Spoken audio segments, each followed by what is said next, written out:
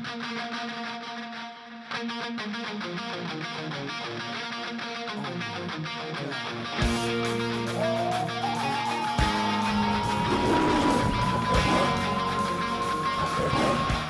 and gentlemen, please welcome Dean Windass and Graham Stuart.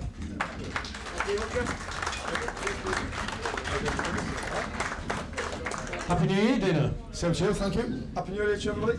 And welcome to the KC Stadium. Is this your first visit or have you been before? I have been before. Lovely place to come to, and Happy New Year to everybody. Pleasure to be here and looking forward to the day.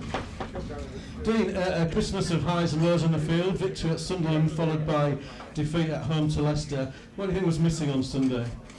Well, I wasn't here on Sunday. I was working in London, but obviously the performance wasn't so bad.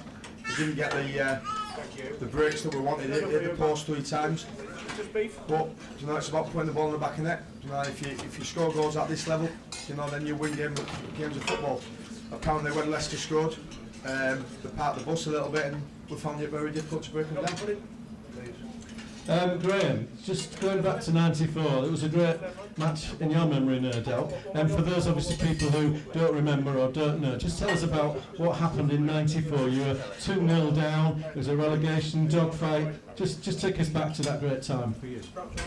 Well, everybody says to me what a great time it was, but trust me now, it wasn't a great time because we were struggling like mad, and we got ourselves in a position where we were going to take our football club down. So, rather than a great time, it was an embarrassing time, to be honest with you, because Everton Football Club should never ever be in a position like we were that day. And you know, we've got our toffees over there, and they'll realise, you know, that they went through it with us. It was a really nerve-wracking day, as you said. We went 2-0 down. We got a penalty just before half-time, which unfortunately I had to take because I was the designated penalty taker at the time. But fortunately, I hit the back of the net, and it just gave us a bit of a lifeline going into half-time at 2-1. What did it feel like, you know, when you were to go and take that penalty? I was a little bit nervous, I have to say. It probably would have been more nerve-wracking at 2-2 if the truth be known, but it was one of those situations. It just felt like that it couldn't get any worse. We were already 2-0 down. It felt like it couldn't get any worse for us. But as I say, put it in the back of the net, and we went in at half-time, 2-1 down, and then we had a few. We had some good characters in our dressing room at the time, so there was a few rollickings flying around and a few G-ups and what have you, and we came out. Barry Horn scored a sensational 25-yard half volley. Barry didn't score too many in his career, but we'll savour that one because it's one of the best he's ever scored. And 2-2, and then I played a little 1-2 in the 81st minute, I think it was, with Tony Cottee. Stabbed it into the back of the net. Hans Sagers dived over the ball. Goalkeeping error, whatever but none of us cared. We held on for that last 8 or so minutes, and it was like euphoria at Goodison Park when the final whistle went. You know, we all felt a huge sense of relief, and we don't ever want to be back in that situation ever again. Are Roberto and his team looking up or starting to look behind them now? Well, I think we have to be honest, and unfortunately we're looking behind us at this moment in time because we've had a wretched run of form. You know, we're disappointed that results haven't gone our way. We've had, I know everybody says it, don't we? But you know, we've had some really, really poor injury situations. We've had a lot of players go missing this season. We've had some terrible decisions go against us as well. But you know, ultimately, you have to look at yourselves as well and say we aren't playing well. But there's only one set of lads who can turn that round, and that's the boys that will be out there today. You know, you can make all the excuses in the world and look at everything else.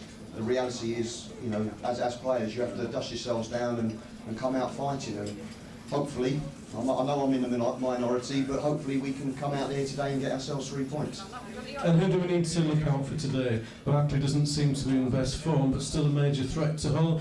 Askin, Baines and Coleman. Who else should the Hull players be looking out for? Well, I mean, Kevin Morales is probably our most informed player, I would guess, at this moment in time. Kevin's, again, is another player who's been beset with injuries as well this season, so we've only had him on the pitch pretty much half the season, but when he's been on there, he's been playing well. He's a goal threat, so I'd say Kevin Morales is the man you need to be looking out for. Romelu on his day can be a match winner, but you know, the reality of it is, if you speak to all the lads, I'm sure they hold their hands up and say they've probably not hit the heights that they did last season. So everybody, you know, it's an opportunity to start the new year off today and pick their own form up and pick our form up as a football club. One player both fans know well is Jelavic. Good goal at Sunderland and unlucky not to score on Sunday at the back post. How important is he going to be in the next few months? He was playing against his all club today. You know, they want to make a point that they should never have got rid of him. But like Stuart just said there, in his day when he played, and you know when the chips are down, you've got to have good characters in the change room. And that's what we've got to do now. Everton are in the same situation, going through a sticky patch. You know, it'll be a tough game. It'll be a tough game. You know that they've got quality all over the park. But today it's about Hull City. You know, New Year's Day. You know the supporters will be up for it. And I always say is that sometimes players have to get supporters off the seats. You know, players have got to, you know, make the supporters cheer for them instead of the other way around. And you know, as you say, it's one step back, two step forward. One step back, two step forward at the minute. And the one thing about it is we've got a great result at Sunderland, then let ourselves down against Leicester. A home game now. You've got to win your home games to stay in the Premier League, and we've got to win today. Graham, you had a great career representing not only Chelsea but Everton, Charlton and also Sheffield United under our very own Mr. Steve Bruce. He's the man you want leading you, isn't he, in a situation like this? Oh yeah, listen, Brucey was a fantastic player first and foremost, and when I went to Sheffield United it was actually Steve's first job, and it was a really, really difficult job for him as well, because I think at boardroom level things were delicate to say the least. I think he found that very, very difficult to deal with, because he's an honest guy. You know, he's old school, he expects everybody to give 100% as he did as a player, and that's all you can ask from your players. You want them to go out there and wear the shirt with pride. So I've got a lot of time for Steve. I've recognised what a difficult situation that first job was for him at Sheffield United, but he'd have learned that. He would have taken so many things out of that and so many lessons from it, and hopefully, after today, if you don't mind me saying, I hope it stands Hull in good stead. Dean, what will he be saying, do you think, to his players to pick them up after that Leicester defeat? Well, it's a tough job for him, because obviously he doesn't know what he's getting at the minute. You know, one thing about it is players, probably waking up this morning thinking, what am I going to get today? You know, one minute you're playing well against Sunderland, next minute you're not getting the result against one of the teams who are going to be around about us at the end of the season in Leicester. So he'll be waking up this morning thinking, what am I going to get? And the one thing about it is that, and Graham will tell you that footballers, there's no hiding places. There's no hiding places, and people get found out very quickly. I'm hoping they'll go 4-4-2, because obviously Everton sort of play 4-4-1-1 with Lukaku up front and Naismith just playing off him. So I'm hoping that'll match up. I'm hoping that'll play Jelavic and Hernandez up front. Get that pairing, clicking together, because you're not really, gelling as a partnership. And centre forwards, they're the money men. They're the ones who win you the game. And I think at the end of the day, if we can get a partnership like that and get them working together from now till the end of the season, then I think we should be okay. But as you said, Steve will be wondering what he's going to get today. Our priority is today, first and foremost. That's what it should be. You talk about Europa League and FA Cup. Our first priority is to get 3 points here today. That's the only way we can look at it, because our form suggests that we're struggling at this moment in time. So a win today takes us into the FA Cup game against West Ham. I mean, all you really want is a home draw, but it's a tough one, because West Ham are having a really good season under Sam Allardyce. They picked their form up. So without getting ahead of ourselves, the FA Cup and the Europa League are clearly competitions that we want to do very, very well in, and we'll give it our best shot. But first and foremost, you've got to deal with today. You don't want to get ahead of yourself in this game, because it can bite you very, very quickly. So we're going to ask you predictions for today. This is where you put your neck on the line.